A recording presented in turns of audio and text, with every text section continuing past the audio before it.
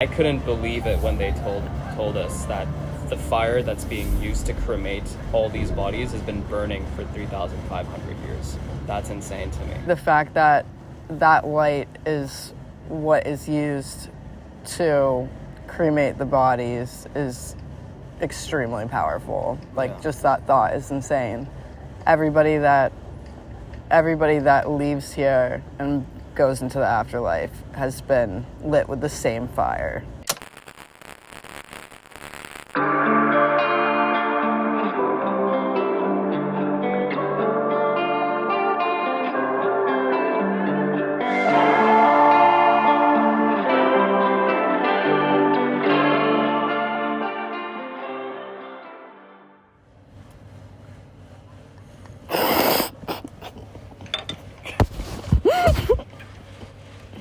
And we're live. And we're live. That's a good way to... That's my morning routine. I don't drink the coffee. I just put it on my skin and I absorb it that way. Yeah, I mean, it's an ancient Egyptian practice, right? Totally. Spill coffee on yourself. Yeah. Oh, sorry, my bad. Not Egyptian. It's a Rhode Island thing. Yeah. Where you're from. Yeah. Where your people are. I just sprinkle into my eyes. Okay. And I just wake up. Oh, that's interesting, because usually people from other parts of the world squeeze lemons in their eyes when they wake up. So, I see variation there. It's interesting. I love the smell of this. Same. What is it? Where did you get that? I asked the guy in the front for it. Man, that smells so good. Yeah, it's nice. It really sets a mood. This is what we slept to. Yeah, I don't remember. Yeah, no, you don't. That was so good, though. Like, I know it was good. Yeah. In my dreams. Yeah. It's kind of sad that we're leaving, huh? It's very sad. But I'm glad that we made our flight. Yeah. How did we miss our flight? It's weird, like, in the other countries that you've been to, are they iffy when it comes to traveling with your drone? Yeah, totally. Yeah? I'd say that was probably the worst it's been in terms of, like, almost missing a flight because of it. I usually have to get there, like, hours early in order to deal with any kind of thing that people are going to throw at me. But India was different because they made me put it all into different trays. Yeah. And it's all electronics because that's my life. Right. How many years have you been flying your drone? Been flying a drone for 4 years now, and since we were in school together, but in Hong Kong I didn't have one. But Hong Kong was the point at which I knew I wanted to get into film because it was such a vibrant place and I loved the chaos and I just wanted to capture more chaos at a larger scale. And now I can do that with a drone. That's cool. When I looked at, I mean, it's the first time I've seen you work in real life, in person. Otherwise, I just see the results of your hard work on Instagram, you know? And of course, once it gets onto Instagram, it, like, captures people's imagination. Like, how could the world look like this, you know? Yeah. But the last couple of days, I've gotten a behind-the-scenes look at what that process is actually like, and it's your meditation, isn't it? Yeah. Well, I think, especially being here, for example, like some of the stuff we saw yesterday, it's so chaotic at ground level, and to be able to, you know, from a drone, it's still pure and utter chaos, lots of it. But as soon, I mean, especially like launching from a place like this where you feel so relaxed, like it doesn't get more relaxed than this. This is why I kind of book hotels like this. But to be able to kind of get into those really chaotic places and then feel completely and utterly calm, just being a little bit removed from it, that's something that's really special. So it's definitely nice to see it from both, like to go out there into the streets and walk around and experience just how, you know, all that music right there and all those people right there. And then, you know, then we have this experience where we fly from, you know, launching from this rooftop, and it's just so calm. Yeah. You know, we can just have a chai and chill, Yeah. listen to music, and yet still be like in it as well, but in a totally different way. But, you know, I think it's important to have, I mean, that's why yesterday I really wanted to go down there when the fire ceremony was happening, because I want to feel it too in that way. But capturing it from the sky, like, I can't not do that. Yeah. How does India match up to the other countries that you've been to in the past? Of course, I mean, that might be a loaded question because every country is so diverse and unique, right? But in terms of droning experiences for you? I would say just everything here is on such a mass scale that no place, mostly in terms of people, there's just so many people. But it's just so ginormous and so much movement. And that is kind of the thing that brought me here in the first place, was I wanted mass scale of people doing tons of things. And so I'd say it's probably the most hectic place I've ever droned, but maybe the most interesting by far. I'd say a place that compared to it was Pakistan, but couldn't really send the drone up in places in Pakistan, just because there's so much military, you know, so many military buildings. And same with Egypt. Egypt's quite similar, like Cairo. But yeah, so this is the first place being able to really kind of send the drone into these really, really, you know, chaotic places and capture that, but it's all okay. I feel like a lot better about doing it here. But it's, I guess, coming from New Zealand to India was the biggest culture shock I've ever had. Really? Yeah, it's so different. You're not alone in that thinking. I mean, a lot of people do have their fair share of culture shock when they come to India. Yeah, and especially coming here to this city, I mean, you had it too, was just, like, you can't really believe your eyes. Like, I haven't had... I'm trying to think of another time where I was standing in front of some... Like, I often stand in front of places where I think, you know, I almost feel like I'm hallucinating. And I don't really know how to comprehend it. But I think the scenes that we saw yesterday, both of us, your mind can't really... Like, you don't even know where to begin in terms of processing that. Absolutely. I mean, for context, you and I are probably recording the first podcast episode ever recorded in the oldest city in the world. Yeah. So where are we, Isla? Where are we? Yeah, no, it's definitely pretty crazy. It's definitely a really powerful place. It is. It feels very spiritual. It does. And I felt that the moment we got off the plane. Yeah. It's odd, right? Yeah. Yeah. Varanasi, also known as Banaras, also known as Kashi. And Kashi is like the original name of this place. Yeah. So they say the city's 5,000 years old. And I mean, given that it's 5,000 years old, about, I couldn't believe it when they told us that the fire that's being used to cremate all these bodies has been burning for 3,500 years. Yeah.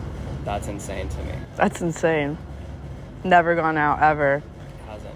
You mentioned that there was a flame that does something similar in the Middle East.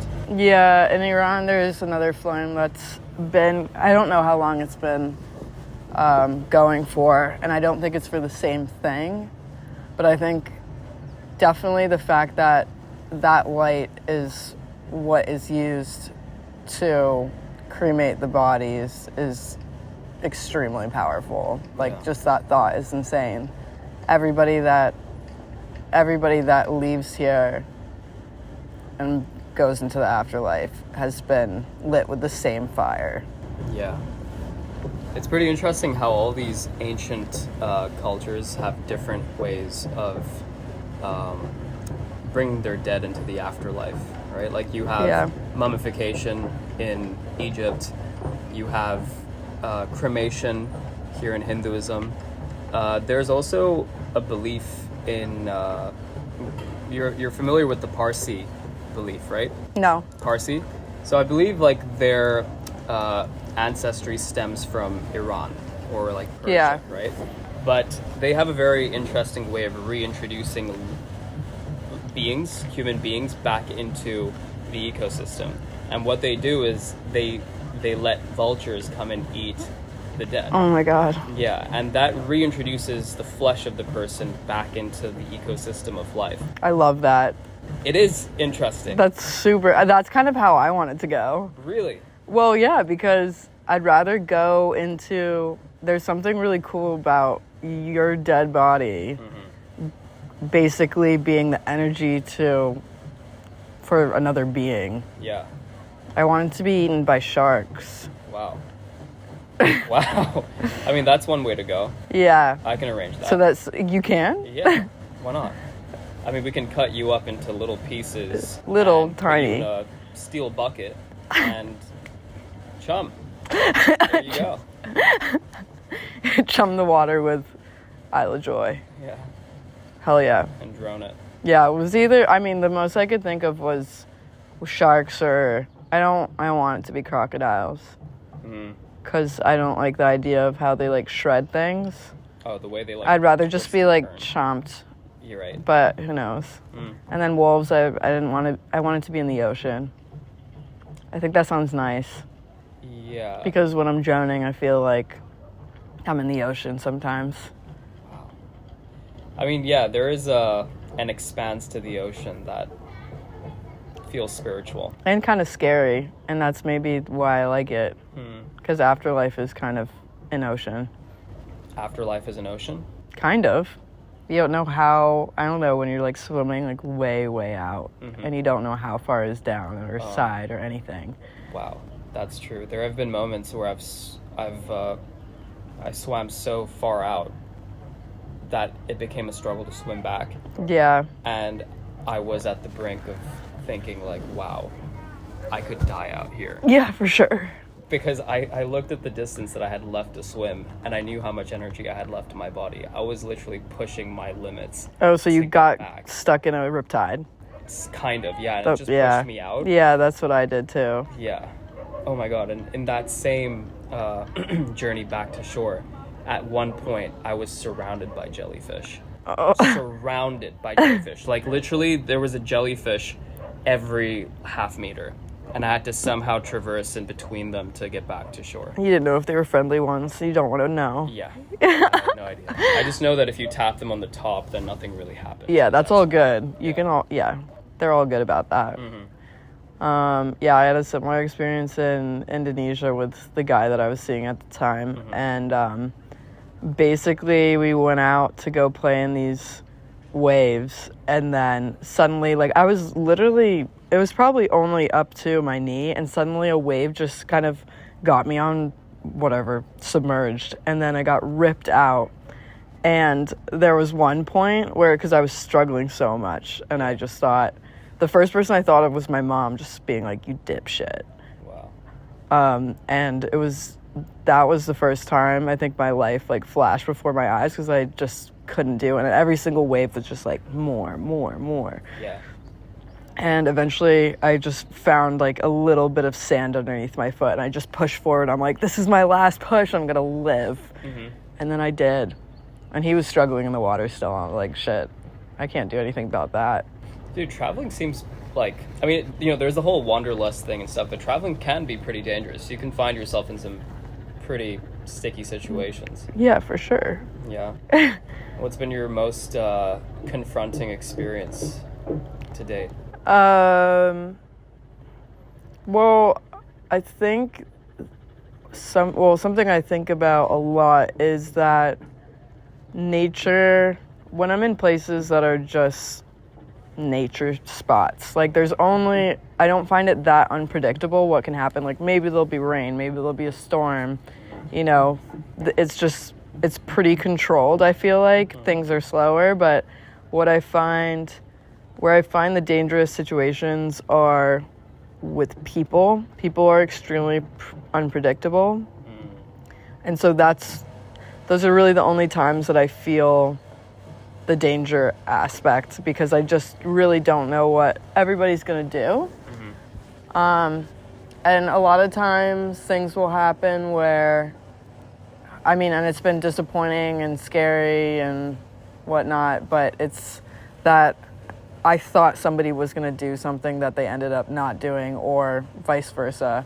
So, like, in Delhi the other day, it was a very unpredictable situation, and I just didn't know what was going to happen at certain turns. Like, got into a pretty dodgy area, and that made me feel not like I was going to die, but definitely on edge. Just because sometimes, I mean, I just don't know enough about people and the places I'm in. But yeah, just people are a lot more unpredictable than nature. Like, I mean, we are nature, but it's, I don't know. Some places I would say have been dangerous for the nature stuff is like Iceland, whereas I'd go for a hike for an hour and then suddenly the weather changes at a level, like at a speed that I've never seen. You know, it gets dark within 10 minutes and then it starts snowing and hailing and whatever. And I'm thinking, oh shit, I have to get back to my car like right now, because I could probably die if I stayed out here. Right. So, yeah. Do you feel like when you started this career of aerial videography, would you say you were quite naive?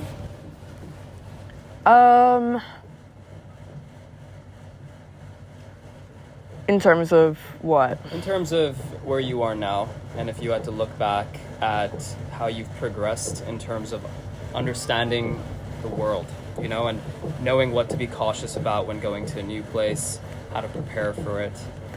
Well, I would say that, I mean, to most people and to myself sometimes, it seems like I don't have a plan at all. Like, I arrive in another city, I haven't booked my hotel, I haven't looked at what I'm gonna do. I think I just need to get there and take it in. Yeah. But I would say, because I started doing, like, my entrance to the video world wasn't with a drone, it was being with my DSLR on ground, really becoming, like, abundantly aware of my surroundings. Yeah. So what kind of things are dangerous, what things are okay, you know, where do I want to stand so that I can do my thing and enjoy myself without feeling on edge.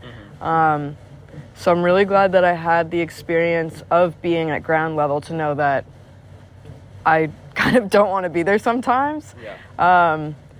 But it gave me, being on the ground, I think getting to a city, walking around during the day, getting a feel for it, like I always do that before I start sending drones up. Like any place, I need to feel my surroundings. And so I'm definitely thankful that I have that interest to, you know, get to know a place like at the ground level still. And that's made things a lot easier in terms of doing what I do now. Sure. Because I think if I didn't have any, like, I wouldn't want to just get somewhere like here and just start sending a drone up. Because I just don't have my, like, bearings on a place. Yeah. Makes sense. So, like, have you been approached by other people who are so interested by what you do that it's kind of inspired them to set off on this path? Yeah, definitely. I think so. Yeah. I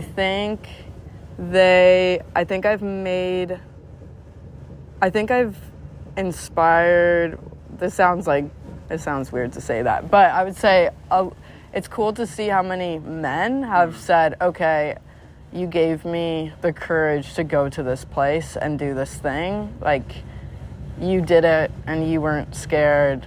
I want to do that as well. And I think in terms of, I guess, something that people have said to me that has made them, I think, more excited about this industry is just how, like, I'm not trying to love what I do. Like, I've never tried to love it, and to try to do a job that you don't have to try anymore.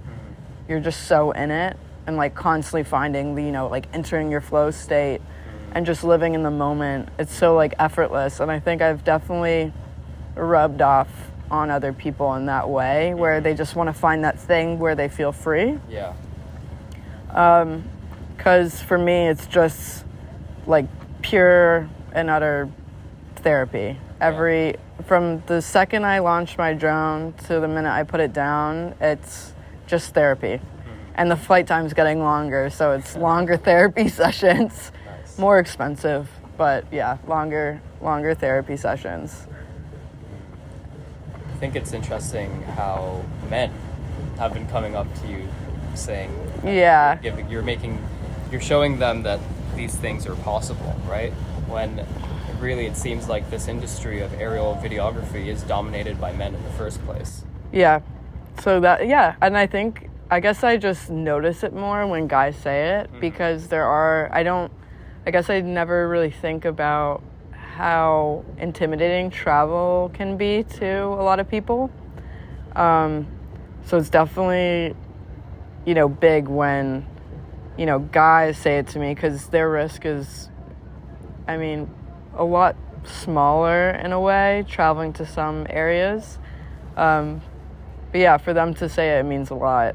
And I am really always just excited thinking, I wonder what they're going to shoot there. How are they going to take this in now that they feel like they can do that? Yeah. But yeah, that's definitely been a really cool, thing that's come out of social media.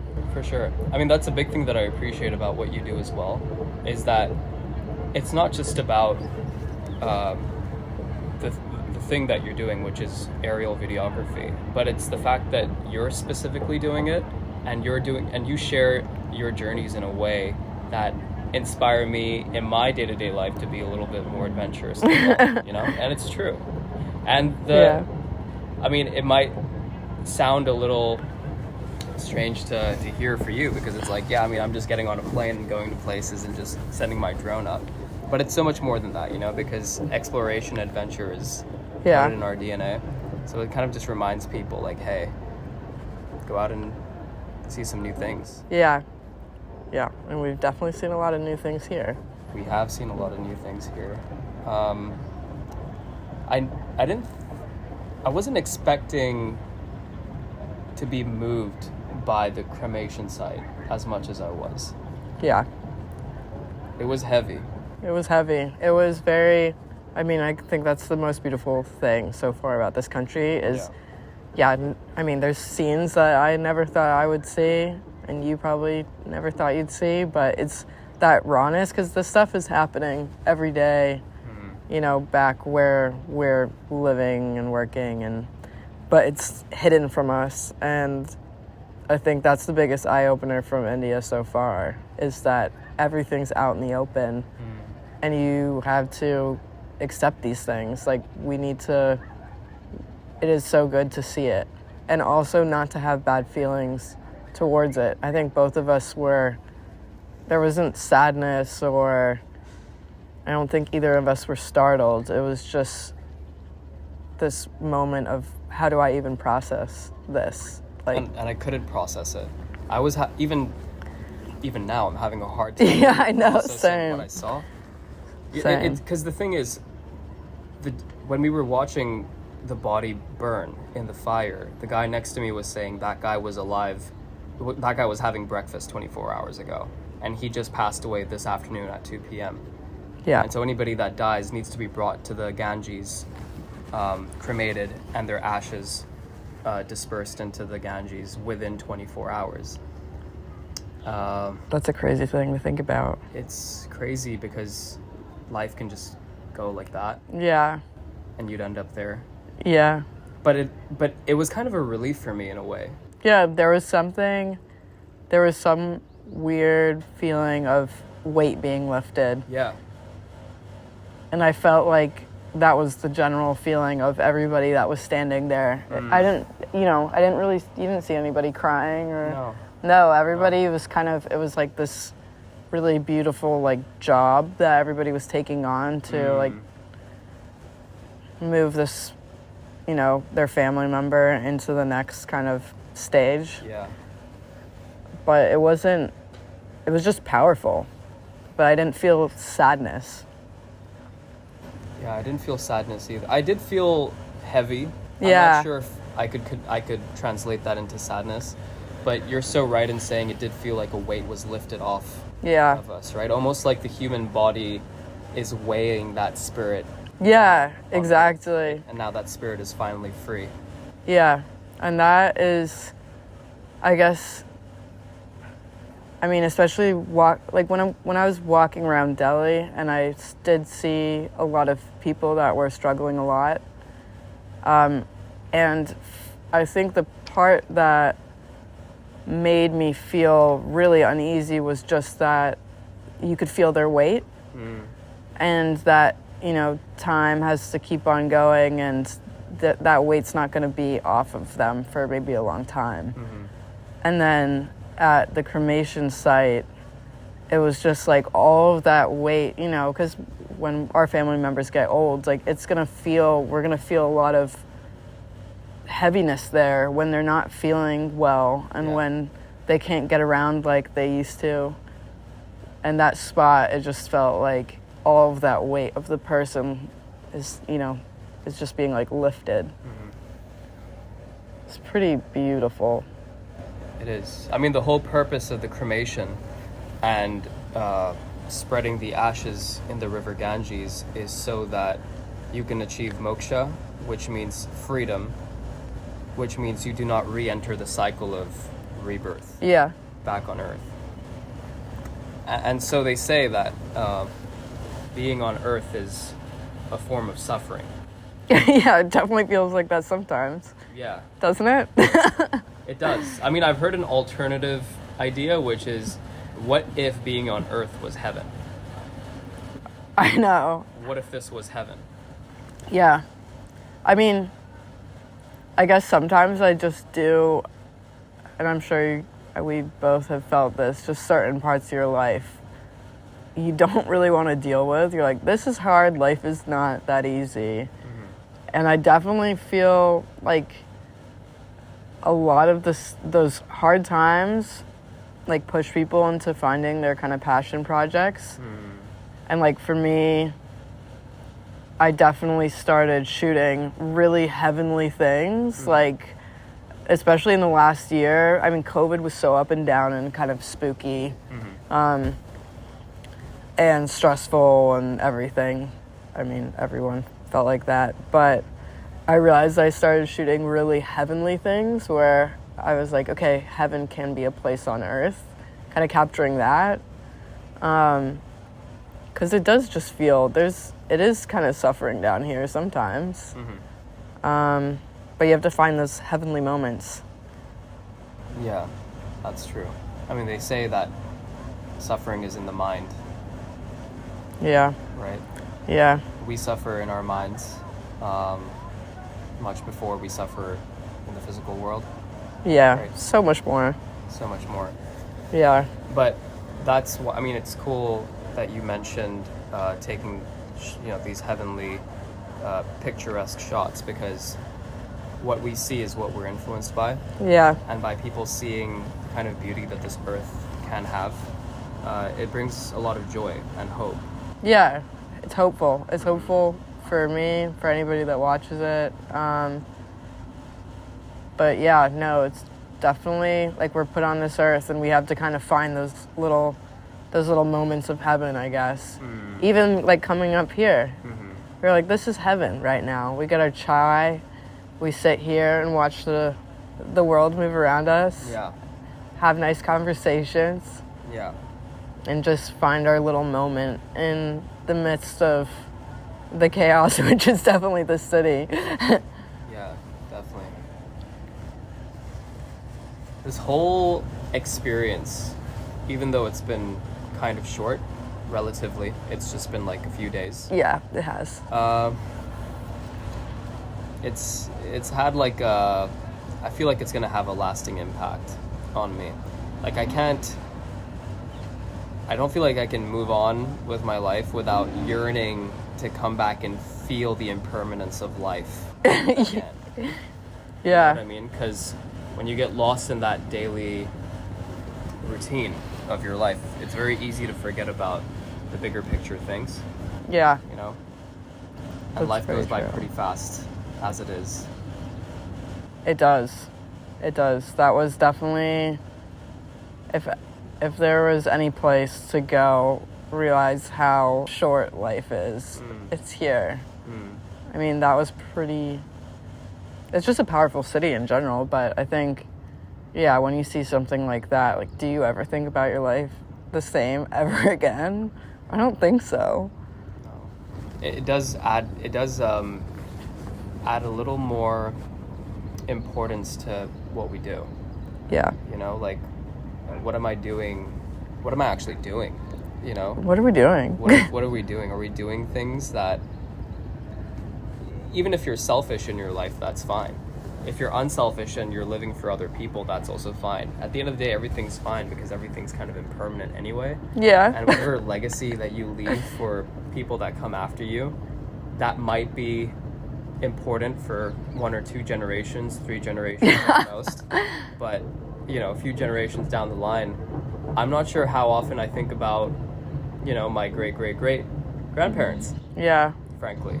You know, it's nothing personal. It's just that I have my own life to live, and the people who live around me, Yeah. their lives matter more Yeah. to me. It's crazy though that all the things, I mean, just like everything that we do it is kind of like vibrating through everybody that we meet. So, yeah, we'll die, but what can we, like, our energy is being passed through, Yeah. which is pretty cool, even when we're very much gone. Wow, I still, like, my brain still thinking about that. That was a lot. It was really beautiful. Yeah. A lot happened yesterday. You were droning and we got attacked by monkeys. That was pretty intense. I mean, looking back at the video, I can't believe we captured that scene. It felt a lot more intense throughout the whole thing. That was intense. But when we look back at the video, it's like just the first part. I can't believe, yeah. I think you did a really good job. Thanks. Yeah. I'll be honest, like, I already started, and I realized I was just holding it in place, and I was like, I'm just gonna keep doing this. Even if we get attacked, it'll make for good content. Oh my god. I really want the video footage from the camera. Yeah. The CCTV. I wonder if they were just down there watching us just get, like, about to be shredded, and they're like, I think so. we're just gonna let them deal with that. I think so. I think I read a sign about them not being liable for anything, so maybe. Up here? No, in general. Oh, just in general. I think it was here. Yeah. That was pretty crazy.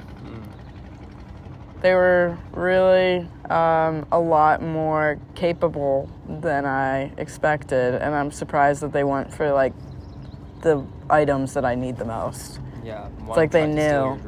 My drone battery. Yeah. I don't know how I would explain that to Stuart. Just what do you even say? Like, how do you claim that on insurance? The monkey stole my drone. Yeah, like, I wonder what my insurance company would think about that. I think they would think I was lying. Yeah, probably. How many years have you been droning? I think it's been 4. Just 4 years. I think so. So we were together last 5 years ago. In 2017, yeah. And so I wasn't really droning then. Yeah. And then I'm trying to think of the point at which I knew I could do it for jobs. Probably Indonesia is when I realized that it was, like, something I could actually do. And I was just exchanging footage in order to stay at places for free. Okay. And so I was doing, like, food photography to get food, and then droning. So I would hit up these really nice hotels and say, hey, I'll drone this. Yeah. Can I stay here for, I don't know, 3 nights or something? Because I knew I'd be getting portfolio pieces and also not having to pay for accommodation. That's pretty smart. Yeah, it's pretty smart. But it was a shot in the dark, or were you recommended? advised rather? No, to do this? no, it was a shot in the dark. I just thought, okay, how are all these Instagram people? I wasn't at the time, but how are all these Instagram people like making travel possible? Yeah. Because a lot of them, I couldn't really see how they were making money, and then I realized they're all doing exchanges.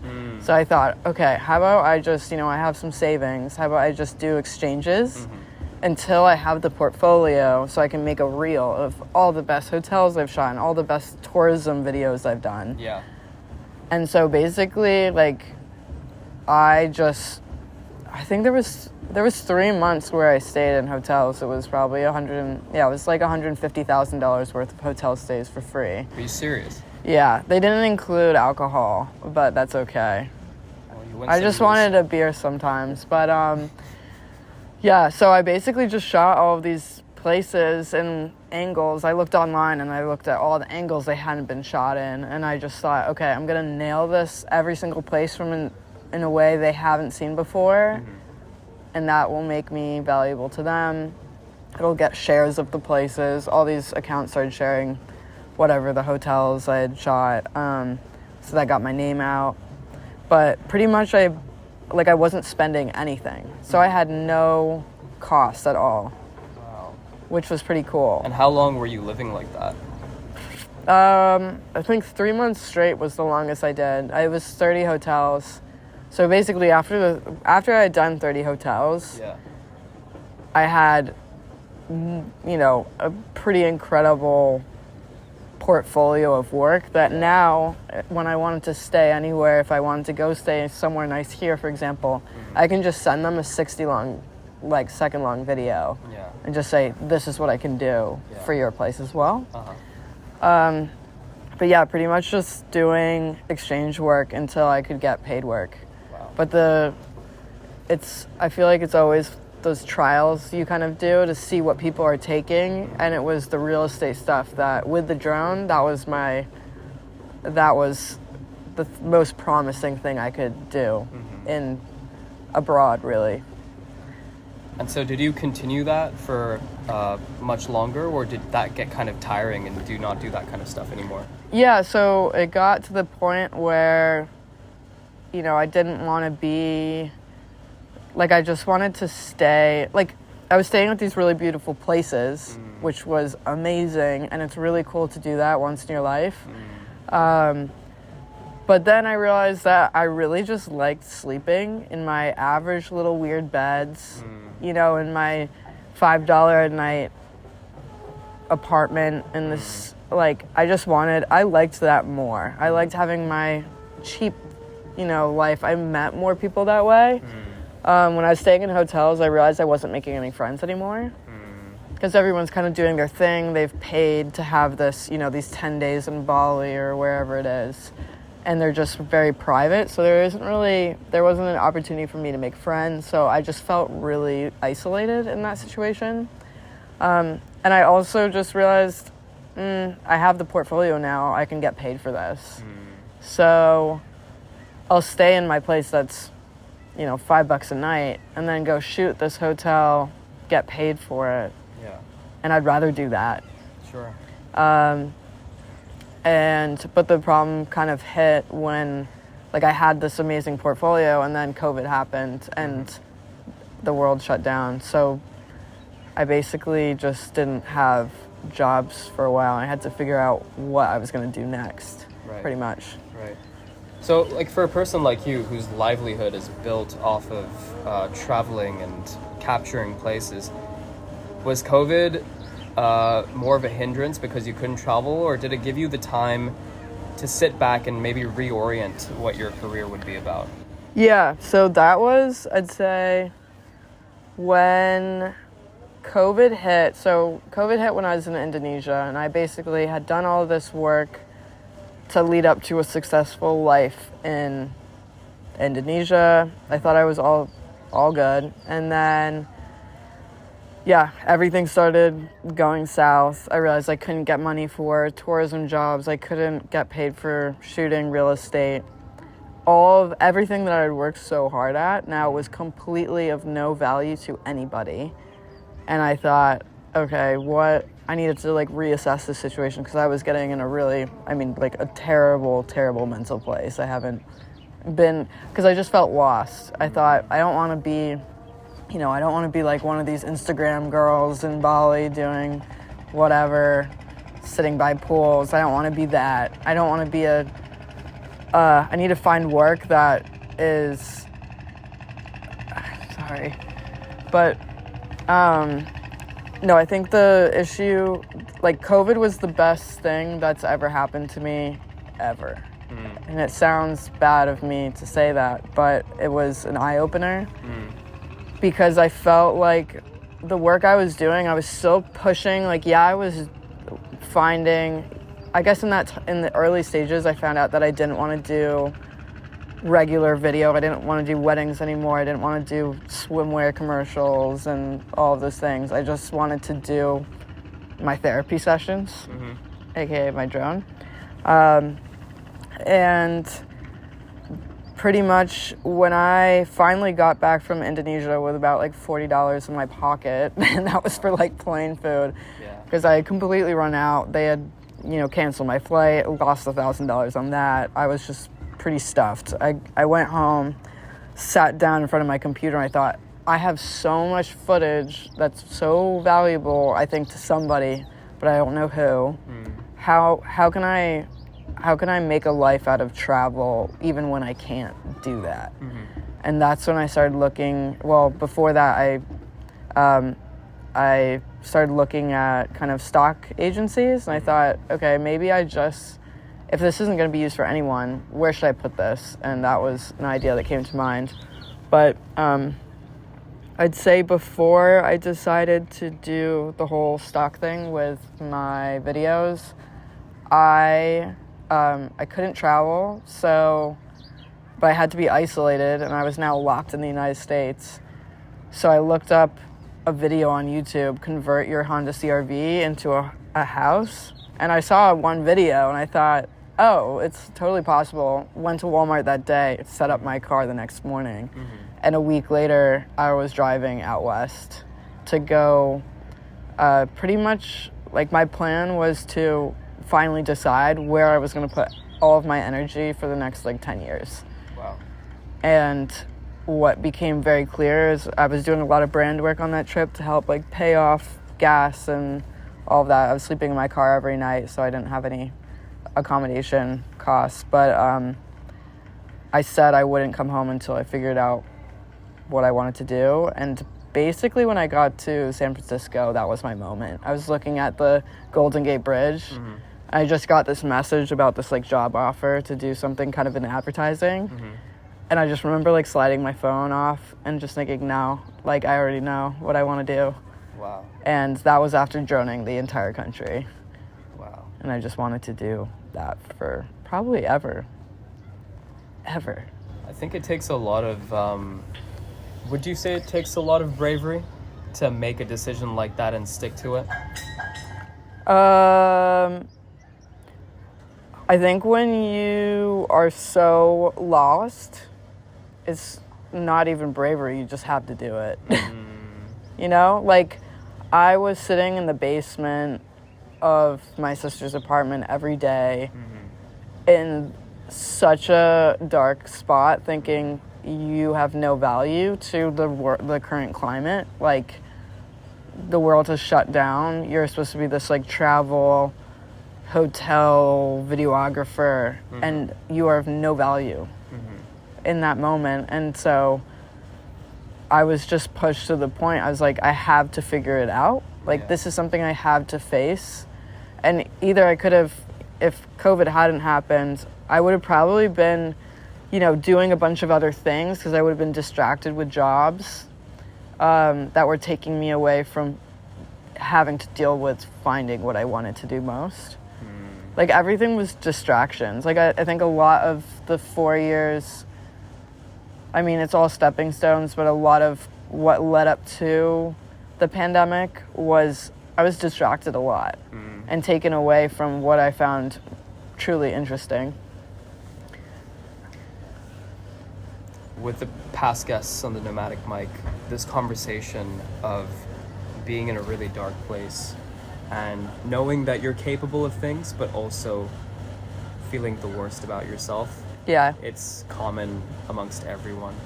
Everyone feels it. And I wonder what keeps people feeling that longer versus just going out there and kind of fulfilling whatever it is that they want to fulfill. And just to answer that question, I think we talked about this a little bit earlier today. It's just about going out there and doing things, right? Yeah. I think, I guess a lot of times, well, a lot of what people do is we go, we like any period of time I've been in New York City or in some big place, I remember I would face these thoughts, and instead of, even in Indonesia, like when I was doing a lot of the jobs that did pay my way, but they weren't fulfilling me. Yeah. And so after doing that job, I'd go and distract myself with stuff.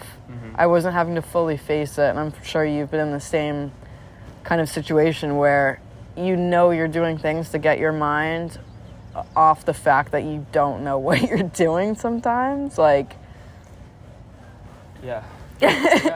Yeah, like, I mean, that's where drinking, like, people go out drinking like crazy and, partying, and yeah, everyone's having, a lot of these people I see, I'm like, you're having way more fun, especially during that time.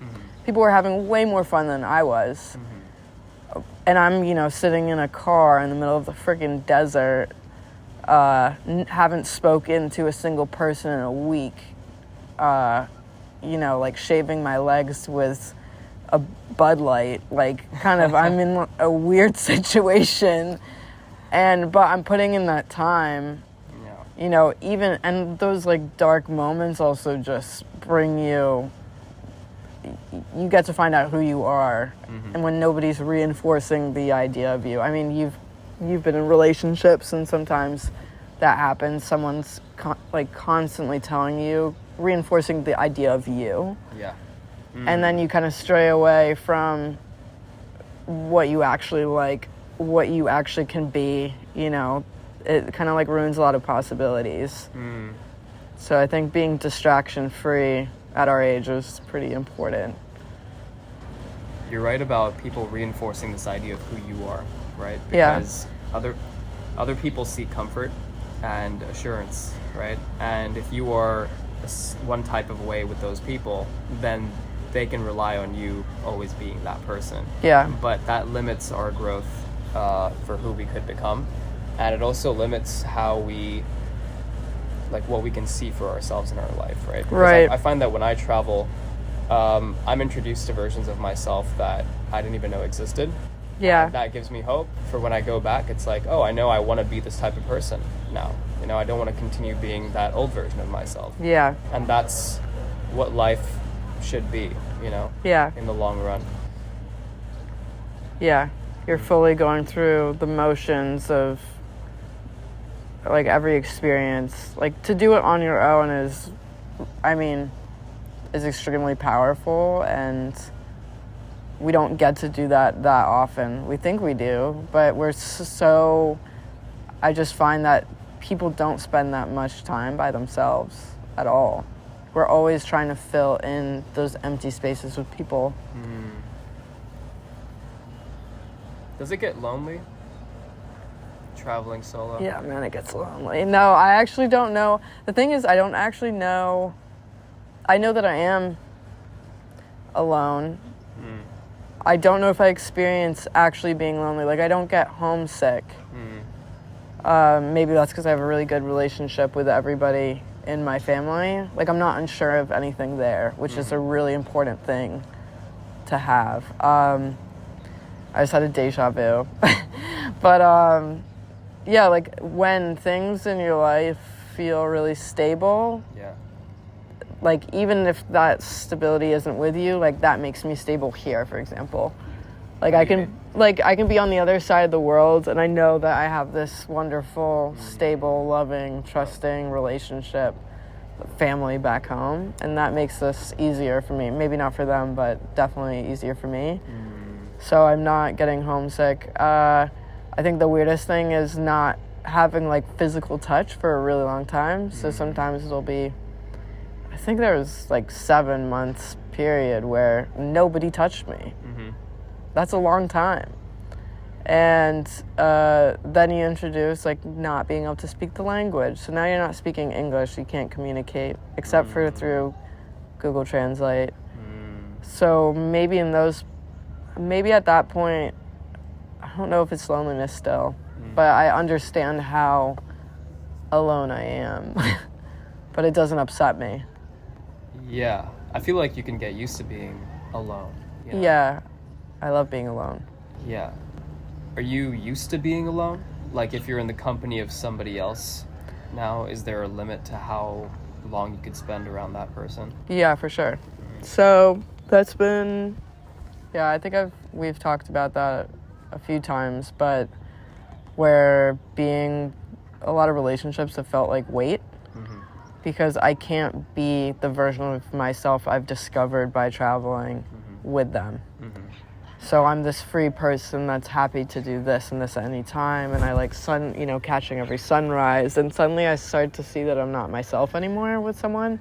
And a lot of the people that I've been with won't let me have even, 5 minutes to myself. Yeah. And I'm not used to that. So I need at least like 2 hours a day to myself. Yeah. I mean, we've been on a really short time frame, so we need every moment together. Yeah. But yeah, relationships get really hard because I'm just so used to my own company, and I love my own company. And I've learned to be really fun on my own. Like, I'll have a full-on party by myself in the middle of the desert, just light shit on fire, and I'm like, I'm so happy right now, and nobody's here, and that's okay. But yeah, no, definitely, I'm trying to process, like, when I meet certain people, like, how do I bring somebody into my life? Like, can I hang out with someone all the time? I don't know. Yeah. A lot of these moments are for yourself, like the bonfire thing in the desert, right? Like, that's a very personal moment, but I would imagine you would like to share that with someone from time to time. And I feel like this is something that everyone kind of naturally feels, which is why they post so much on social media about what they do. Yeah, it's for like sure. This idea of letting people know what you're up to. Yeah. But it's also a way of sharing a moment with other people, which brings us enjoyment, fulfillment in some type of a way. It's so fun. Yeah, it's so funny just thinking about like what we choose to share online. Because at the same, like, it was this intimate moment with myself, but at the same time, maybe I'll share parts of it, which seems like going against what I thought I was, like my intentions. I don't know. But yeah, no, I think it's about finding the right people to do that kind of stuff with, to get crazy with and weird with in certain strange places. Like, who lets you be free like that? I let myself be free like that. Like, we've been boogieing the whole time downstairs to music, and we can just dance in a room and just be ourselves together. Yeah. And that is rare to find someone that you can just be like, okay, we've both decided here that we're going to be our own weird person while existing together. Yeah. I think we're both at a stage in our life where we're very happy being ourselves. And who we let in, it's like we're making this conscious choice to let this other person into our special weird space. Yeah. Yeah. And whether or not that person accepts you for whatever version of yourself you choose to show them, that's how long they're going to stay in your life, pretty much. Yeah, pretty much. Pretty much. Yeah. Do you find that the older you've gotten, the faster you cut people off? Yeah, for sure. I mean, I don't think I cut... how do I describe... I don't even know how to, like, put into words because I don't want to sound bad. But basically, I think I am really so okay on my own that if someone doesn't immediately, like, captivate me and make me more present in my situation, then they don't need to be there, and then I'm just gone. Yeah. Like, I was reading something the other day about that. It's just people, if they're not fully holding you here like we are right now, It's just they're taking you away from your experience. So like a lot of boyfriends I had, they took me out of the experience of being in places where I was thinking, I wish I wasn't experiencing like either that thing with them, or they made me stress and made me think too far forward or back. And certain just friends, sometimes it's like I just need someone that captivates me, but also while making you happy to be exactly where you are. But yeah, I've definitely been, I don't know if I like cut people off, because I don't know if I let many people in to begin with. And I'm not saying that in a bad way, just I already kind of know, I kind of get a sense of people before they've gotten close enough to me. Yeah, sure. But I would say the bigger thing has been letting go and being like fully accepting, letting go of things that weren't meant for us. And like realizing that we're just going different places and have different interests. We don't have to have the same interests, but yeah, just I'm sure you've experienced that recently. Yeah. Thing is, even when you have a bad time with someone or not a great time, once all of the experience is over, I find myself only remembering the good times. And I don't know if this is a habit that's been developed over years to kind of just look back at life in a positive way. Yeah. Because, what's the point of remembering all the bad things that happened to you? Like my mom, this is something my mom told me several years ago, or she told me on multiple occasions while I was growing up. It's that when you have good times, live the good times, immerse yourself in the good times, yeah, really feel it, because when the bad times come, and they will come, you want to have these good times to think back on, yeah, to help you through those bad times. Exactly. And so for me, I just see positivity and just looking at my life and my relationships as positive things, because those things give me strength, and I feel like a more powerful person when I do have to go through something that for sure challenges me. Yeah, it makes you realize like what's worth fighting for. Yeah. For sure. Yeah. Yeah. Yeah. I imagine it must be hard for you to say goodbye to people that you've had a really good time with. Yeah, it's definitely difficult. I would say I used to, like, it's just a really kind of strange kind of mental game that you have to play, is when you meet really amazing people and you know that your time with them, you might find out really soon, like you only have a week with them or something like that. That's the max time. Yeah. And realistically, like if you're meeting somebody at a hostel, for example, and they're moving on to the next city, like that's all the time you have, and the chances of you seeing them again is extremely small. Yeah. And there's lots of people I have seen again, but it's a small chance. I don't think I'm gonna be able to fully process this trip until it's over. But it's crazy that we did it. It is great that we did it. It's been many years in the making. It has been. I think it's especially in the last year we knew we were going to do it. But when you messaged me, and I was just like, I know we're going to be here at the same time. Yeah. But the second you messaged me saying like, I'm here until whatever, what day is it? The 1st? Yeah. I was like, okay, 24-hour train, let's freaking go. Yeah. I'm doing that. I'm so happy to do that, because it's so cool to be able to experience a place with a person that this is, and see something new with somebody that's from here. Yeah. And the thing is, I'm not even like from here. This is an experience for me, because it's always been a dream of mine to get to know my country better. Yeah. Because I always go back to the same place, and it's always the same environment, the same people. And India's famous for people coming to have these spiritual trips. Yeah. And now I'm getting an idea of what those spiritual trips actually feel like. And yeah, I mean, It's deep. I mean, it's not like it's spiritual in the way where we're constantly meditating and this and that. It's spiritual in the way that you're confronted with the realities of life. Yeah. You know? Like, life is real, death is real, and everything in between life and death is just the experience of being alive, and you're here, and it's time to be grateful for that. Yeah. Like I was saying to you the other day, I don't think I've felt gratitude in the way that I did when I was doing those deep breathing classes with the Art of Living.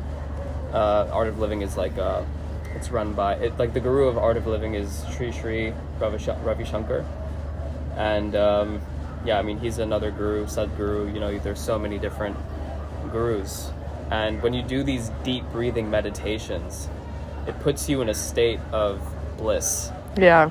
And I'm doing a bad job at the moment of incorporating that into my daily life, because it is an effort. It's like going to the gym, actually. Yeah. It takes a lot of effort to breathe that way. It's not just sitting there and doing that for a couple minutes. There's like intense breathing exercises to get you to that state. Yeah, it's really cool that it like made you feel more gratitude. Yeah. But in what way? In what way? Like, what about it makes you more grateful for things? It was a deep sense of being thankful for something that a person has given to me. Yeah. And it doesn't have to be in the form of them giving me something physically. It was them just enriching my experience of life by them being present. Yeah. You know, in whatever tiny way they might have contributed, I didn't see that what they did as it being a tiny thing. Like, for example, we went to another holy river here in India, and because I'm not from here, I didn't know exactly how to deal with the people at the river to get us like the best boat, to do this, to do that. That's all stuff that I'm learning on this trip, you know, like how do you talk to people? Yeah. But one guy that I was with sorted all of that out for us, and we in the end had such a good experience. And it was all because he was there. And to him, it was nothing. For him, it wasn't even like he was feeling like he was doing us a favor. Yeah. He lives here, so he was just doing it. But when I was in that process of deep breathing, I got to a state where I was like, I haven't thanked this person for that experience that he gave me. Or that experience that he contributed to. Mm-hmm. And so immediately after I got out of that breathing session, I sent like a video note to him, like, hey, thank you, Happy New Year, it was really great meeting you, all this stuff.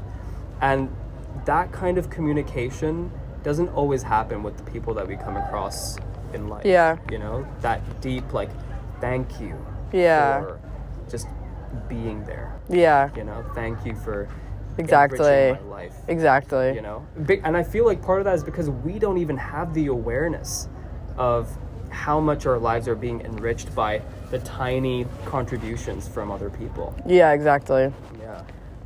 No, that's so true. And I think just the more you're able to be like in that state of presence with people, the more gratitude you feel. Mm. Just when you're like, this is the only place I want to be is here right now with these people.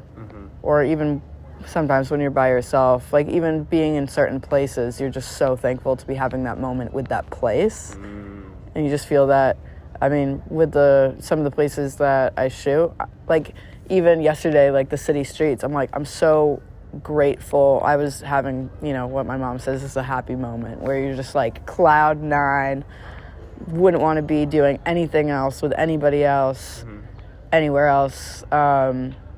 And you just have like I just had this crazy gratitude for just watching life move like that yesterday. Even if I'm not having a personal experience with all those people down below, but it's just so beautiful. And you're so in the moment, like it's just hard to find. I think once you find those things that make you so in the moment, you feel so much gratitude. Just thanks for holding me here in this state, in this like mindset. I think that's why people have meditation practices. Yeah. You know? Yeah. Because like you said, I need 2 hours to myself every day. I feel that as well. And the reason I need time to myself as well is just to process everything that's going on. Exactly. You know, otherwise you don't have the time to think. But, you know, it's interesting because when we spend time by ourselves, like those 2 hours a day, oftentimes those hours are used in distraction as well, like on social exactly. media, you know, the internet or whatever.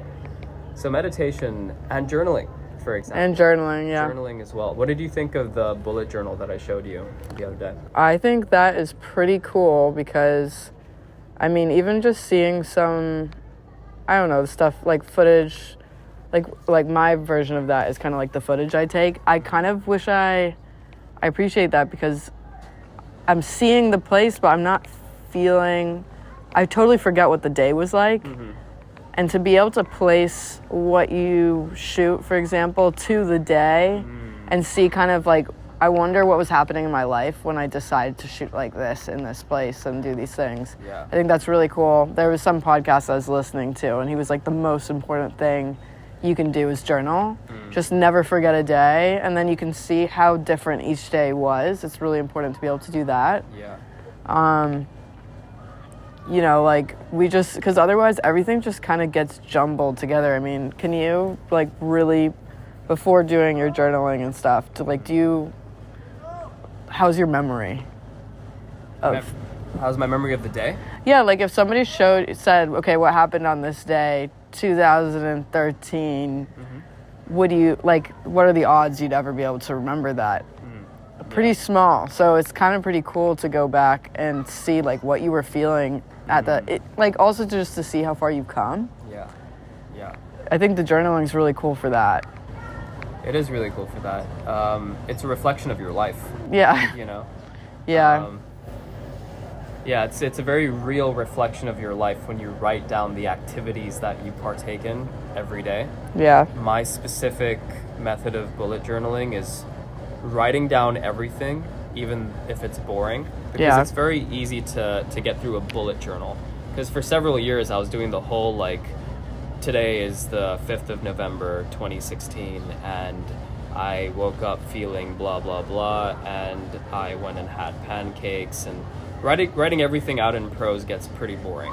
Yeah. I couldn't sustain that for very long, so my journaling techniques changed from that prose to then going, woke up at 8:30, almonds, pancakes, breakfast, went and bought coffee, came back at 8:35 a.m., wanted to jog but napped instead. Yeah. You know, boom, boom, boom, boom, boom. And then at the end of the day, you go back and you put a tick next to all the things that contributed to your life to make it better, and a cross next to all the things that potentially make your life worse off in the day. And that includes any patterns of thinking that you reinforce. Yeah, I think that's so cool. 1 p.m. I did this thing, like I stalked my ex, or and now I feel like shit. And you put a cross next to that, so you know the next day, all right, I shouldn't be sabotaging myself by repeating that. Exactly. Today. And that's just one example, you know, to each their own. You know what your toxic traits are. I know. No, I actually want, you. when you said that, when you explained the stars and the slashes and everything, like what you don't, like what do I not want to repeat the next day? I thought that was really cool because I haven't thought about doing it like that. Like I guess I've always thought of the video work as almost my journaling in a way, but it's not really that because I'm technically only capturing things. I am capturing things that maybe aren't beautiful to some people, but it's not like a process of elimination like in my day-to-day life. Like I'm just kind of like I'm thinking in my head, okay, what do I not want to shoot or what do I not want to feel? But I think putting it into paper is really cool because then you can see, like, I mean, of all the things you jot down, what things you could eliminate to leave that space instead for better things, like being more creative. You know, mind mapping. I could have been, instead of stalking my ex, I could have been mind mapping my next podcast and like enriching your life, making it better. For sure.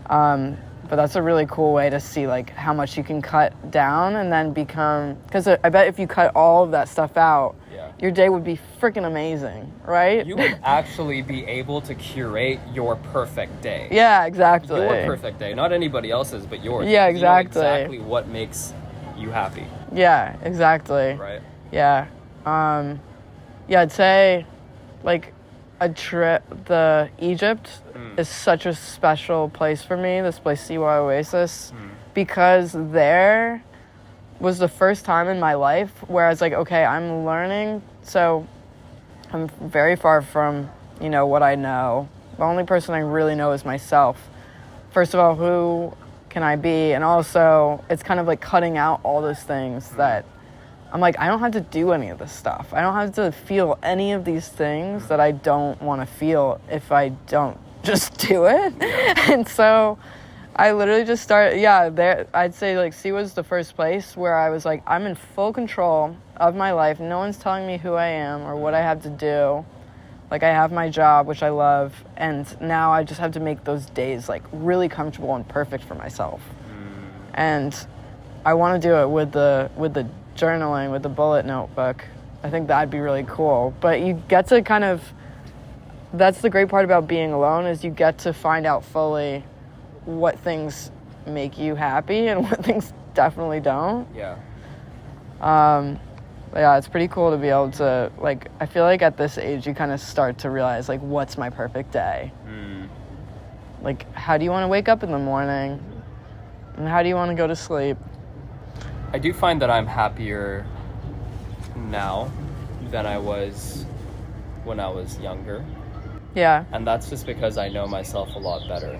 And I'm okay with, like, being an outcast. If I was in a situation where I just where other people just weren't like me. Yeah. I'm very happy just saying, okay, no problem. I'm happy by myself. Yeah. Without there being any type of animosity towards anybody else. Like, yeah, exactly. Like it's fine, Everyone can kind of just do their own thing and coexist. Yeah. At the very least. Yeah. It's pretty cool when you realize you don't have to fit in. Yeah. That's a nice feeling. Like everyone can move around you. You don't have to be involved. You don't have to really, you don't have to spend time with anybody or do anything that you really don't want to. Yeah. And I find that outcasts have a really interesting way of coming together, It's kind of, it's ironic when you have an outcast that finds a community of being an outcast. Yeah, I know. And that's kind of what being a nomad is about, or just being a traveler, is when you find people on the road. Like, I've become way closer with somebody that I've had tea with for maybe 30 minutes on the road than someone I've known for like several years. Yeah. That's when it starts to feel pretty weird sometimes. Like when you have that level of comfort with a complete stranger and you realize that you're more uncomfortable with someone that you might have known your entire life. Yeah, there's that saying, right? Familiarity breeds contempt. The more you get to know somebody, the less you might like them. Yeah, I guess it's just, I think it's just a matter of time before you kind of know what you're like and what you're wanting to, like who you're wanting to spend that energy on and with. I'm quite excited to work on skills for the future with you, because I find that there are so many people out here who are still in societies that champion very specific career paths. Yeah. And as a result, a lot of young people are still very confused about what they want to do in their future. Obviously everyone goes for the highest paying jobs and whatever career prospect seems the brightest. Yeah. But doing something like aerial videography, rarely do I ever hear a child or a person under the age of 18 very confidently say, this is what I want to do. Yeah. I'm older. And maybe things are changing now, naturally, as the world does, and maybe more people are saying this. But I think it's a very powerful shift in recognizing and admitting that aerial videography is a future career. Yeah. It's a green career. Yeah, something for with sure. a very bright future. Yeah. Something with great prospects. But it's not easy, like anything else, you know? It does take... I think the barrier to entry is quite low, though, right? You kind of just need to buy a drone. Yeah, pretty much. Like, it's just such an early thing. People just don't know about it, but it's becoming very well known.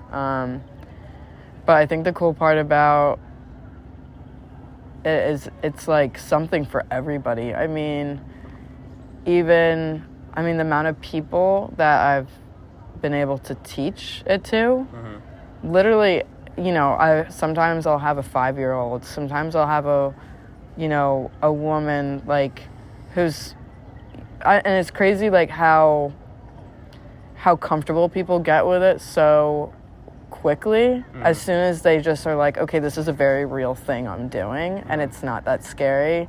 But it's really for anybody. Like, I mean, you could have any disability and still be a drone pilot, which I think is really cool. And that's actually something that's a project I want to work on later, is teaching, like, disabled kids how to fly drones. Wow. Yeah, that was, like, one of my, like, big things I've been, like, brainstorming, because I've worked with a few charities, like I did in Bali, for example, and, like, a lot of the kids never thought they could have a job because they can't move around. And, like, if I could teach all those kids how to drone, like, that's a very real job for people that might not be able to walk, for example. Like, super cool like that. It's also in terms of, like, male versus female, there's no male advantage to drones. Like, it's a camera that carries itself. Like, it's not heavy. I just really think it's something that's for everybody. Everybody's invited. And that's something that I really am super excited about for the industry. And there just needs to be more people getting into it, and hopefully I can help get more people interested. I think I am.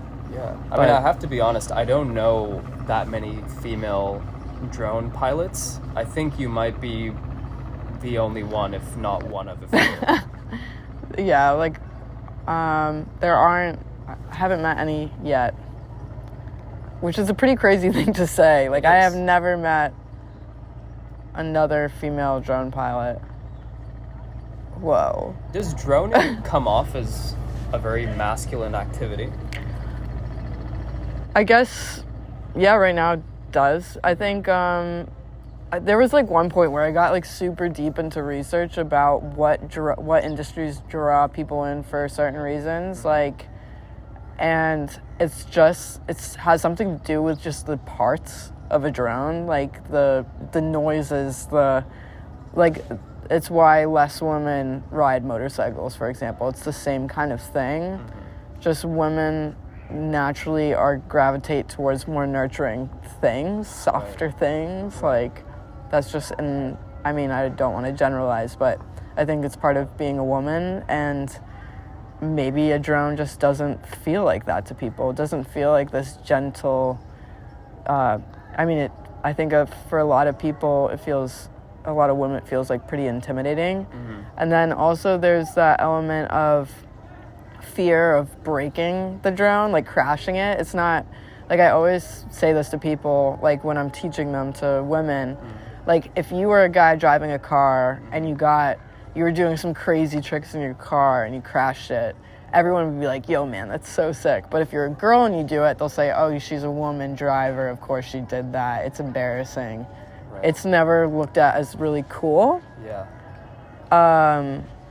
And I think that same mentality moves over to the film industry, and especially drones. Like, a woman crashes a drone, it's embarrassing. If a guy does it, they were doing this crazy sick shot, and it's like the most insane thing that's ever happened, and it's going to be cool even if they can only recover the SD card, you know? Like, even when I was flying in Iceland around the volcano, I was told to, you know, at one point, well, I won't say that, but basically I was at high risk of the drone going in the volcano, and the reason why I didn't push it as hard as I could have was because I know people are going to say something about the fact that I was a woman and I crashed it into the volcano.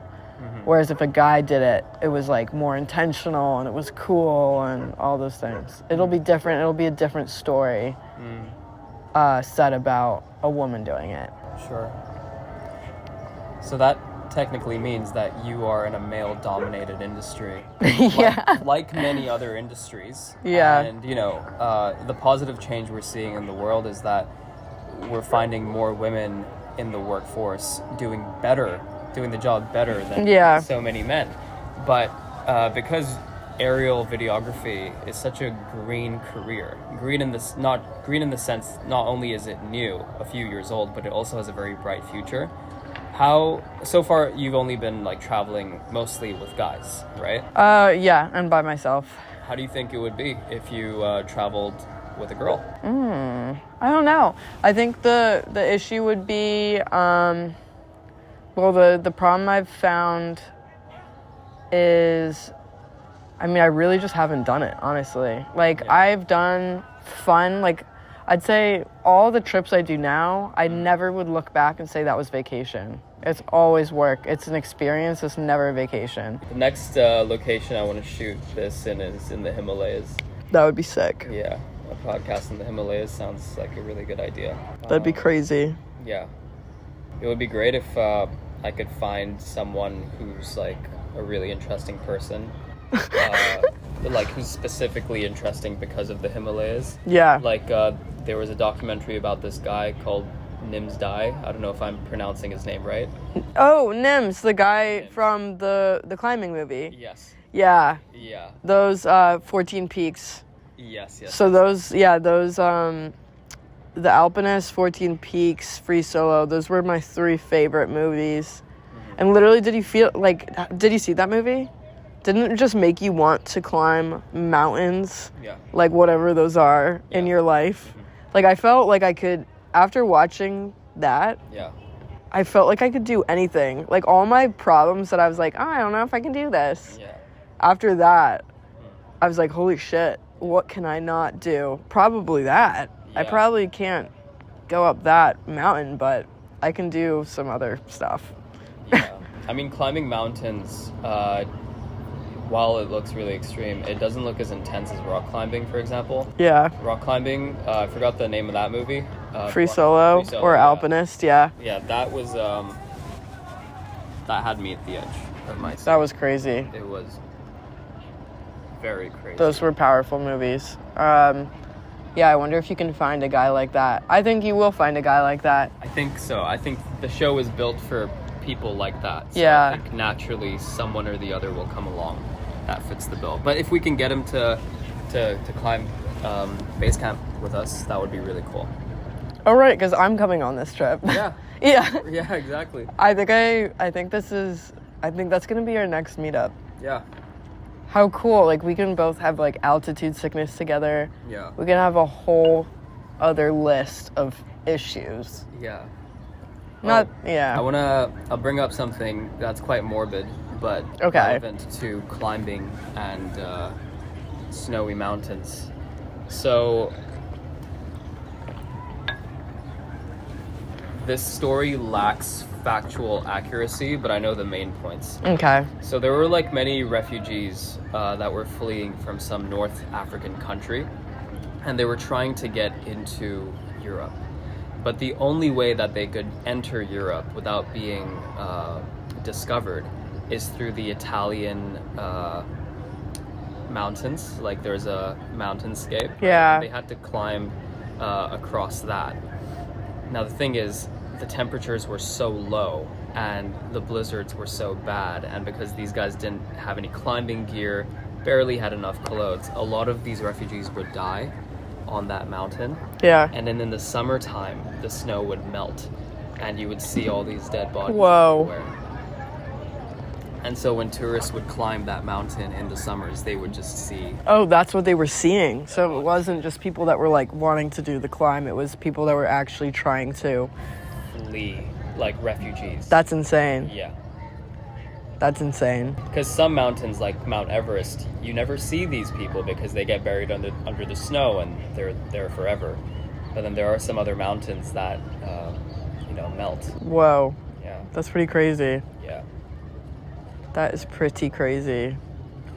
It is. There's a lot of crazy stuff to see on Earth. Yeah. You know? Yeah. And I guess it's just a matter of capturing the craziness of our time that we have. Yeah. Yeah. Like, that's pretty much what I'm doing here in India. That was the main thing coming here.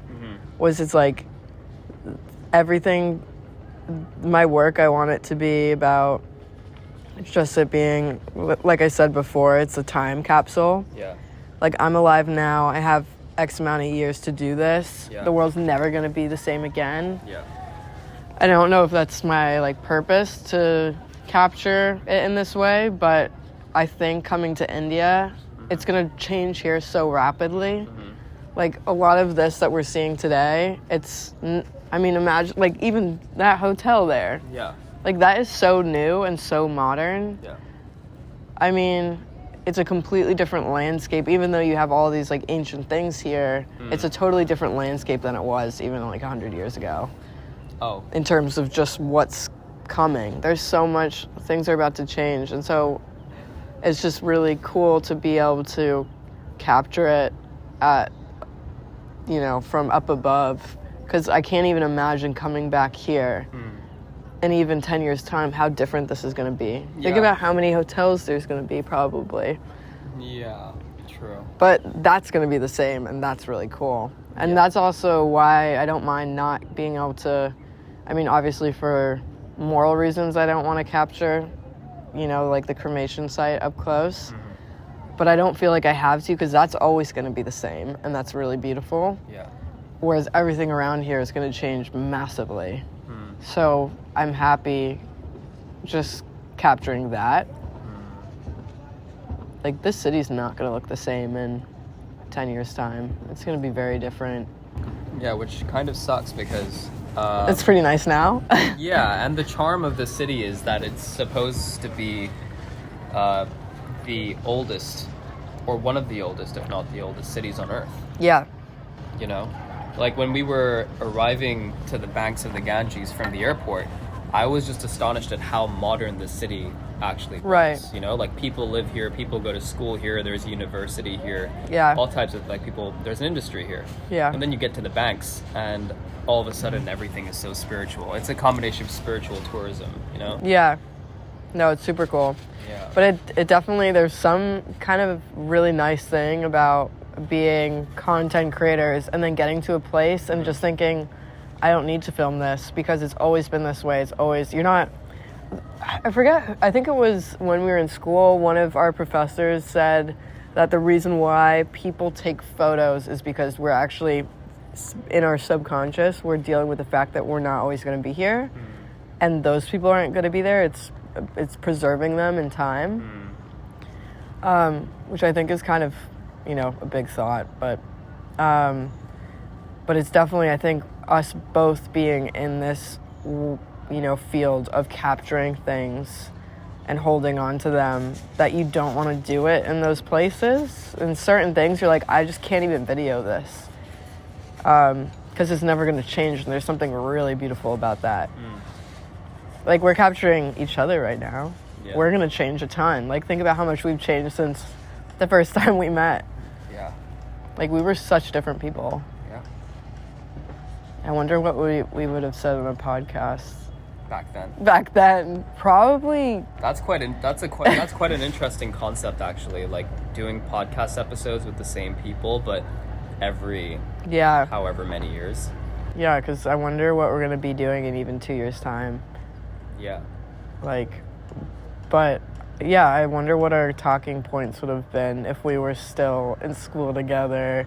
We would have probably just talked about such, I don't know, probably not that important things. Well, not necessarily, because at any point in life you talk about the things that you're aware of, Yeah. And it's not like just because we were in school, the things we would talk about would be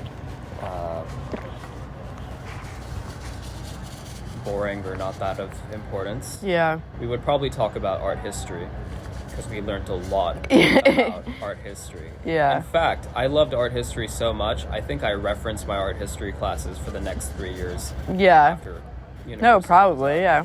Yeah. It is important, no, at the time. But, like, I'd say I feel, like, emotionally, what was moving us was probably not, like, I definitely would love to know just what was emotionally moving us at that time the most. Like at that time when I was with you, I was in a super dark place and thinking, you know, it's the end of the world because my relationship with my boyfriend wasn't working out. Like, that was my focus for a lot of the time that I was in Hong Kong. Yeah.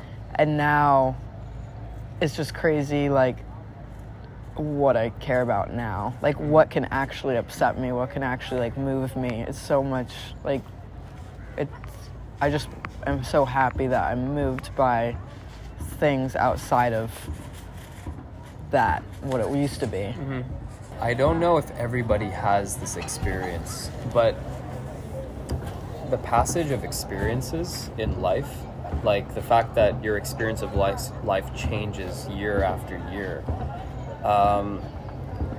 it can be quite overwhelming for your mind to process everything so that you can feel life at its deepest levels. Like, yeah, exactly. Enough so that you can actually synthesize your experiences into things that you can talk about, but also, you know, emotionally understand your growth for your own self-development.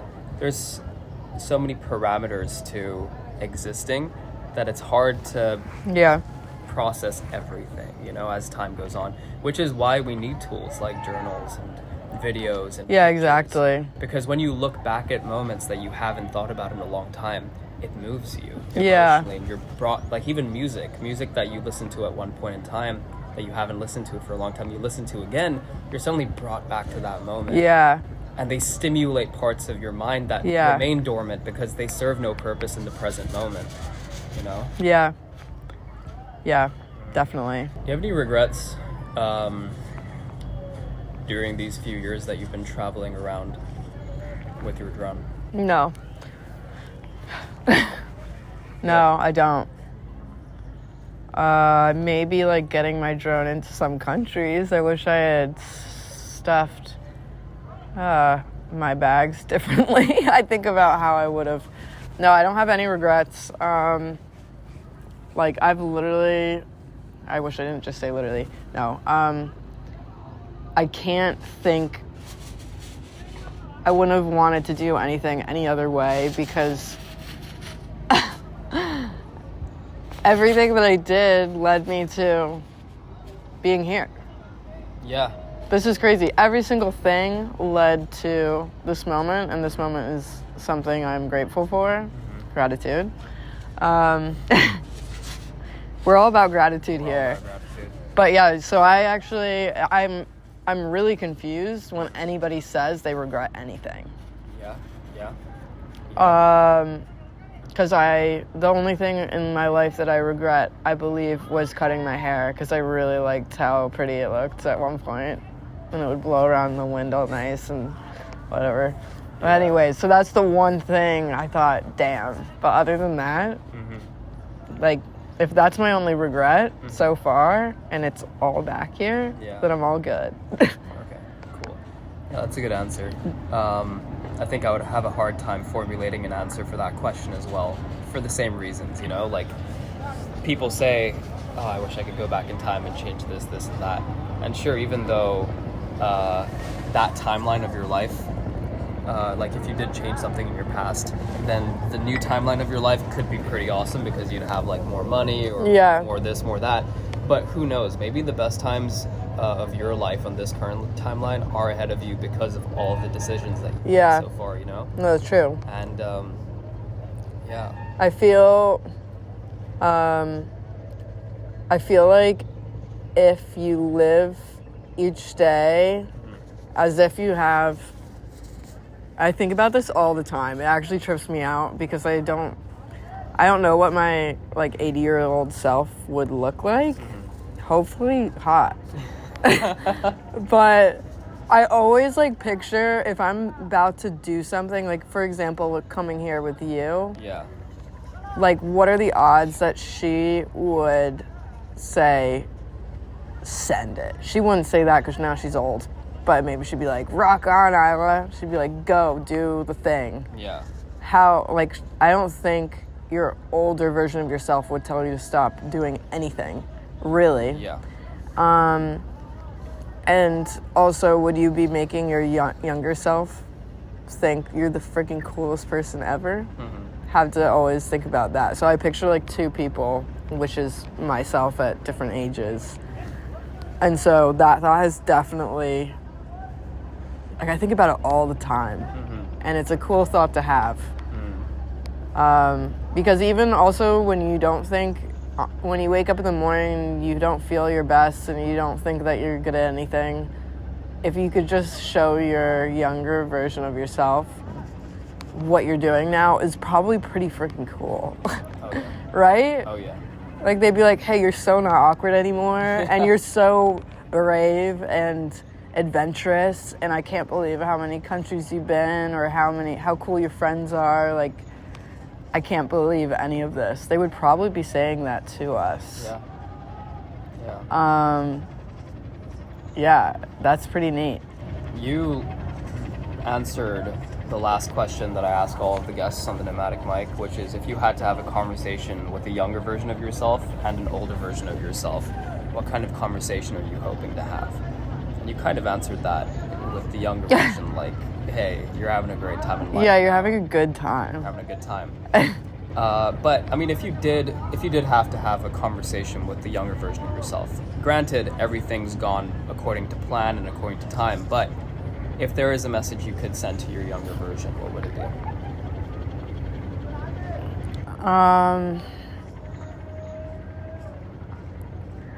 I guess just the whole, like, believing in the process and journey part, because I think there's been a lot of dark times where I thought, I cannot believe I have to believe in this process because this is really hard. Or seeing certain things that you never thought you'd see, and maybe it's, like, not in a good way, and you just have to, or, you know, bad relationships with people, falling out with friends. Like, it was really hard, over the last few years especially, that's part of the process, and I have to deal with that, and there's no escaping that. Yeah.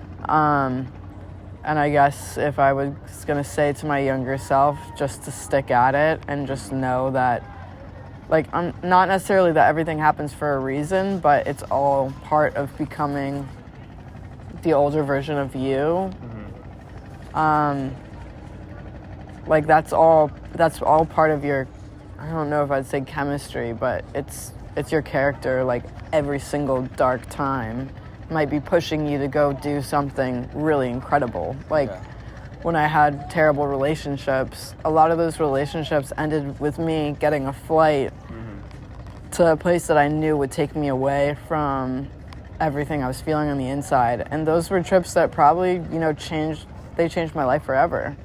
Like, you know, some of those trips were the trips that I knew I wanted to do droning for the rest of my life. Because I was like, I need to love something more than a person, for example. And I need to find out what that is. So yeah, it was like a shitty time, but it ended in this, like, really beautiful moment of, like, clarity.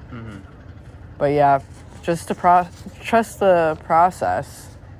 Don't you feel like that? I feel like that. Like, do you regret anything? Yeah, I mean, my answer to this question is a little bit different. I think when I was much younger, like, I'm talking 10 to 14, around those ages, I was obsessed with basketball. Like, really obsessed with basketball. I can't picture that at all. Yeah, like, because you're from the U.S. and your idea of who plays basketball is probably very, very different. Yeah, I also don't know anything. I just know the ball's going everywhere. Yeah. I mean, basketball was a brotherhood in like where I grew up. Yeah. Like you and your friends would bond over just being insane about playing basketball every day and watching the NBA and all this kind of stuff, right? Mm-hmm. And those are like the guys that I played basketball with back then are still some of my best friends to this day. But the time that came after that basketball mania, where I started to like meet new people from high school and, you know, kind of like intermingle with like different groups and stuff like that, I think that's when things started to go a little bit wrong for me. Because at the beginning, I was like, wow, there's so many people I can talk to now. And that's when I started to really understand that, hey, I'm interested in people, you know? Like, I'm interested to find out what people are about. Yeah. What they're doing and why they're doing what they're doing, that kind of thing. But it's come back to bite me in the ass sometimes, you know, for being too curious, you know? And what I mean is that some people just don't appreciate you talking to everyone. Yeah. You know? And I had to find that out in a hard way, where I was like kind of ostracized as a younger kid growing up. And I didn't know why, because I didn't know that this is something people find annoying and would rather would have me not do. Yeah. But that's when university happened, and like I did the same thing, and it was awesome. So if I could go back in time, it would be to tell my younger self, just accept whatever you like and just focus on staying consistent on the things that you do like and the things that you do enjoy, and don't derail yourself because of what other people say or what other people think.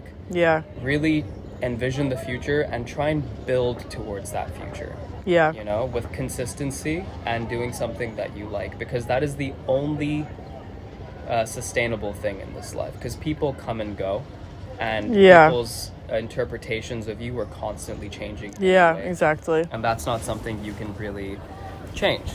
All you can really change is how you respond to yourself and how you make your life better for yourself. Exactly. It's a unique experience for everyone.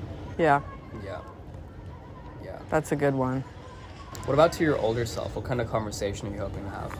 I guess something that I started thinking about the most this year, well, because of this fear of ever having regrets, like, I would say, how do I say this?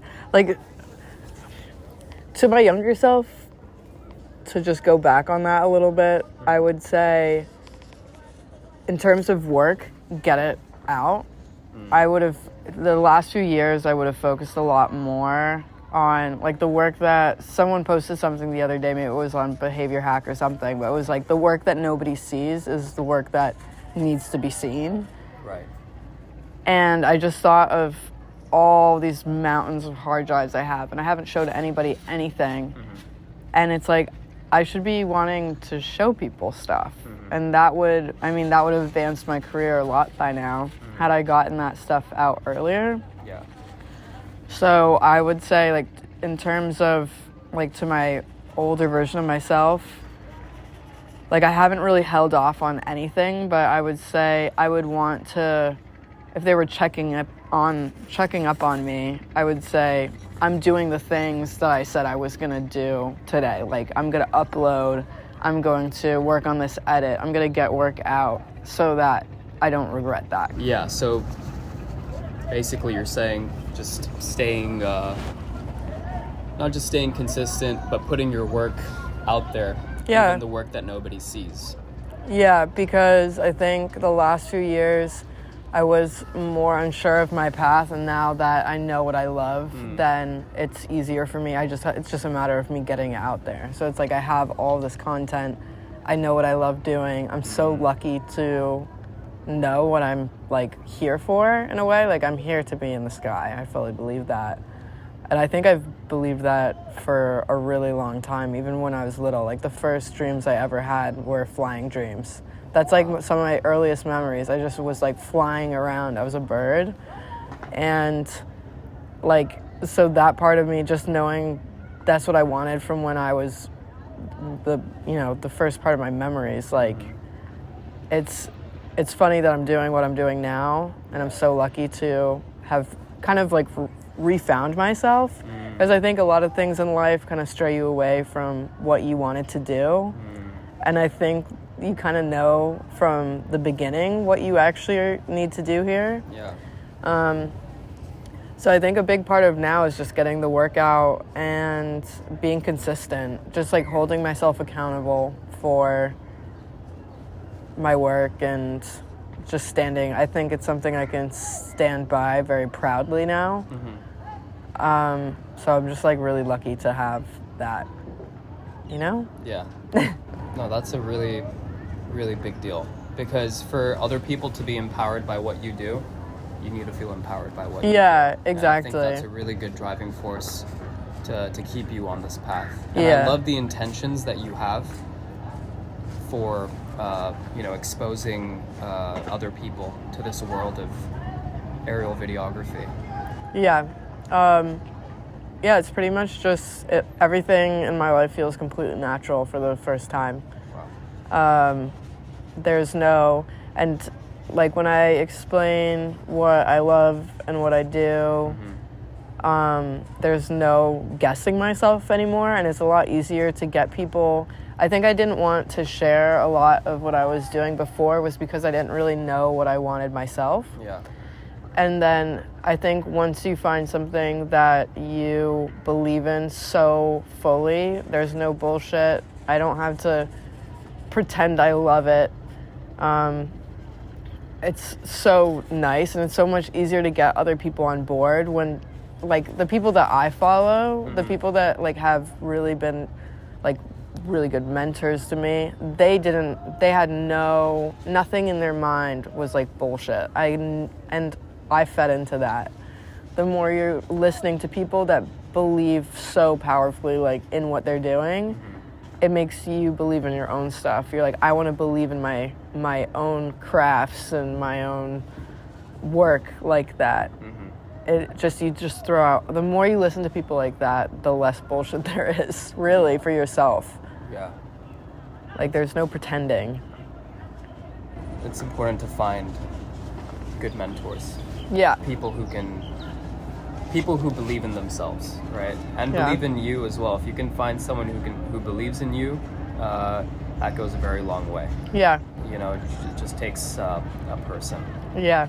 Like, just in the last year, like, the guys that I started, like, before I was working with a lot of companies that I wasn't really that, like, emotional, like, I wasn't that drawn to, I didn't believe in as much, and now once I found, like, okay, I want to do aerial videography for life, like, until I'm literally 100 years old, if I make it that far, which I definitely won't, I hope, but I want to be in a wheelchair droning, and I know that, and that's a vision I can see, and I'll be happy doing that. You know, maybe I have 10 grandkids, like, pushing me around. They're like, we're taking Granny to go droning. Like, that is, like, good. Like, I'm happy with that idea in my head. But it's just, like, just wanting to do nothing else is so nice. And, like, I'm okay with that future. And that for the first time I feel like that. Because before, when I was, I mean, you were doing advertising, but even when I was at school, when I was in advertising classes, I was like, I don't like the vision of my future right now. Yeah. I don't like the idea of me sitting around in a big office until I'm older and just kind of not fully, I don't want to be in a job that I don't fully believe in every project that I do. Whereas now, I'm like, I believe in everything I'm doing. And also, going back to what you're saying is, like, having one person believe in you.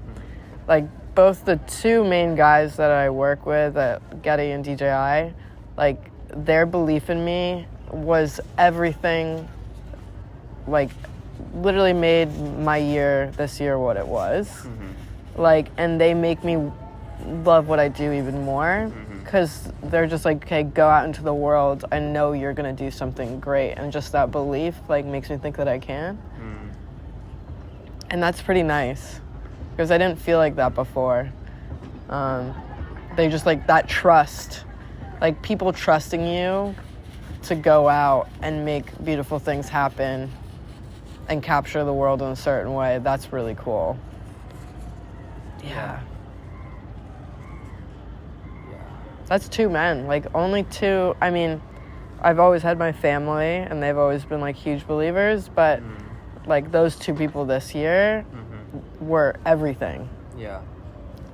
Yeah, I mean, it's like I said before, I think when you do find people that like you and support you, keep them close. Yeah, you keep them close. You keep them close. Yeah. It's really important. The more people you have like that, because a lot of people don't actually believe in you. They don't. In fact, like you were saying to me yesterday, there's quite a few people who don't want you to succeed. Yeah. What you're doing. Yeah, they only want you to get to a certain point. Yeah. And then once they see you there, then you realize that they go quiet. Yeah. Because they didn't really believe you could get to that moment in your life. And that's, I mean, it's a sad realization, but it's so true. And that's, I think, where a lot of distance, you start to have a lot of distance with people once you see that I don't think they're like truly happy for you to reach these new heights in your career or relationships or whatever. They only want you to be happy and, you know, feeling good about things to an extent, to like their level of what's okay. Yeah. People are happy for you doing good as long as you're not doing better than them. Yeah, I definitely feel like that's true. That definitely, I think the more into your career you get and the better you get, the more you realize that. And it's definitely something to acknowledge. Yeah. Like, who's there for you now when you're doing really well. Last question before we wrap up this episode. You're from the West, right? Generally, you're from the West. You're from Rhode Island. Yeah.